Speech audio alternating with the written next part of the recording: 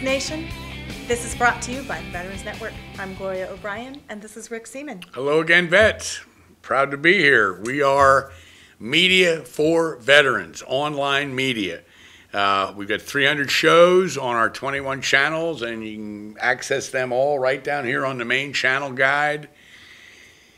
All the rows, all the shows, all the channels, got all the info. We cover everything you want to know, we hope. You can watch it anytime you want. It's online. And if we don't have it now, we'll have it soon, I promise you. As things develop. That's right. Yeah, so shall we do a dedication? I think we should. Do you have one? I do. I really do. And I'm going to dedicate this segment to the U.S. Army's 1st Armored Division, also known as Old Ironsides. Yeah. Mm-hmm. World War II, Vietnam, Gulf War, Iraq, Afghanistan. Been around. Yep. Vietnam? You're questioning me?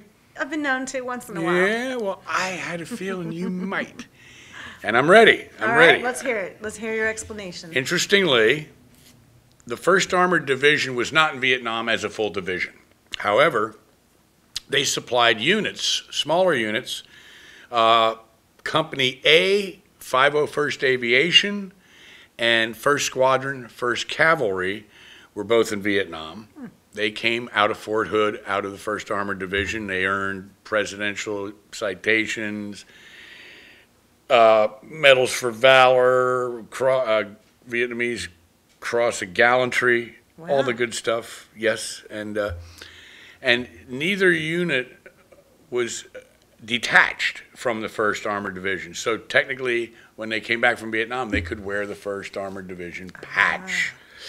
Then there was also some battalions that were formed at Fort Hood that went to Vietnam and were entered into the 198th Infantry Brigade, which was part of the Americal Division. So there you go. There you go. Old Ironsides in Vietnam, small units, Good piece by piece. Right. So speaking of armor, I hear a rumble. I can hear the thunder. Here it comes.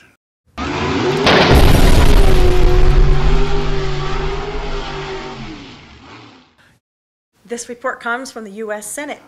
With some nudging by several U.S. senators, Army Secretary John McHugh reversed a policy that has caused a large number of Army officers to retire at a lower rank and lose retirement benefits, some as much as $1,000 a month for the rest of their lives. Under the now reversed policy, a significant group of Army captains and majors, former non-commissioned officers who were recruited for officer candidate school after 9/11, were forced to retire at their highest previous enlisted rank, instead of their rank as officers. This was a result of the Army's use of enhanced selective early retirement boards. This new policy will result in increased retirement benefits for the impacted soldiers. Over a 40-year retirement, in the case of a captain forced to retire as a sergeant first class, that could add up to just over $1 million in his lifetime. Under the previous Army policy, a soldier must have served at least 8 years of active service as a commissioned officer in order to retire as a commissioned officer. Soldiers who served 20 years total but less than 8 years as a commissioned officer were retired at their highest enlisted rank. These former non-commissioned officers stepped up and volunteered for the OCS at a time the Army badly needed them. They served honorably in a time of war for between 6 and 7 years, but many were retired in enlisted ranks they hadn't held for years. Thank God they've reversed this thing. Wow. Yeah. You know, I'm glad they fixed it. I'm glad they fixed it too. Yeah, that's kind of, that doesn't make sense. That doesn't make sense. It righted something that was somewhat wrong. You know, and they also boot a lot of officers out. They get to their 20th year, they're in 21 years and 22, and that keeps accruing as far as increase in what their final benefit will be when they retire per month. Right. Those extra years over 20 years. Matter of fact, I had a good buddy of my wife Lori and myself was in the Navy. He was a non-commissioned officer in the Navy.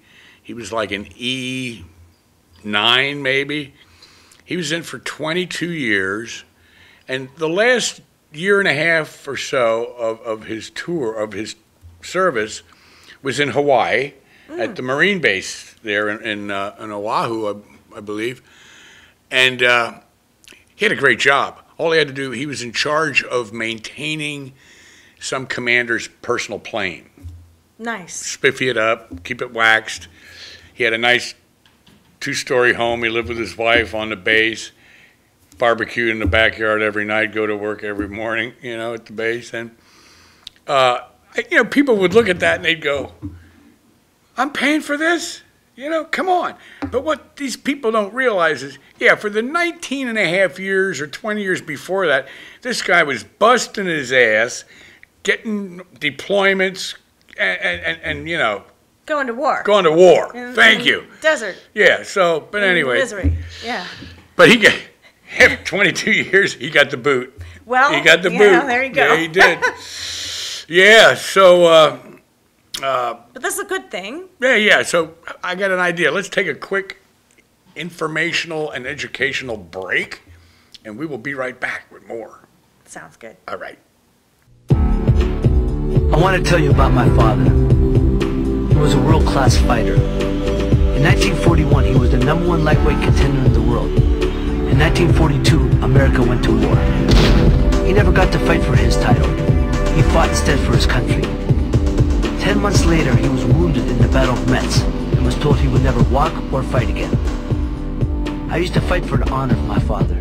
Now I fight for the honor of all veterans of foreign wars. Did you know that there are over 25 million war veterans in America?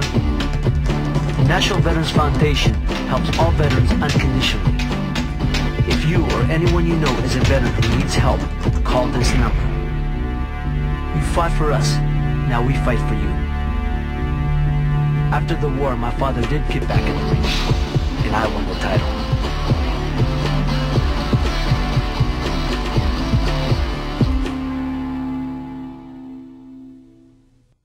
All right, we're back. And Rick, I have an email, and it's addressed to you. Addressed to me? Okay, I'm ready. It's from a high school student in Lansing, Michigan, and she writes, Hi, I am working on an American history project that speaks on military veterans. I found your Veterans Network shows, and many of them have been helpful, especially on the subject of the Vietnam War. I would like to ask Rick Seaman one basic and somewhat open-ended question. Rick, would you say that you enjoy being a veteran? Do I enjoy being a veteran? Well, yeah, give me a beer, give me a gun, give me a fishing pole. Sure, hell yeah, I enjoy it. Yeah, no. No, that is a good open-ended question. Well, I mean, you certainly don't necessarily enjoy soldiering. I mean, sure, it's enjoyable if you're, traveling the world, seeing different countries, learning about different cultures, all that, getting educated. That, you can say that's enjoyment as a soldier. But then there's the other part of being a soldier that, a lot of drudgery, a lot of taking orders, a lot of putting up with a lot of shit. And then in many cases, putting yourself in harm's way, risking your life and limb. So it's, it's a tough life. But then you get out as a veteran, you realize that you made it, and there's a sense of accomplishment, a sense of doing your duty, of pride.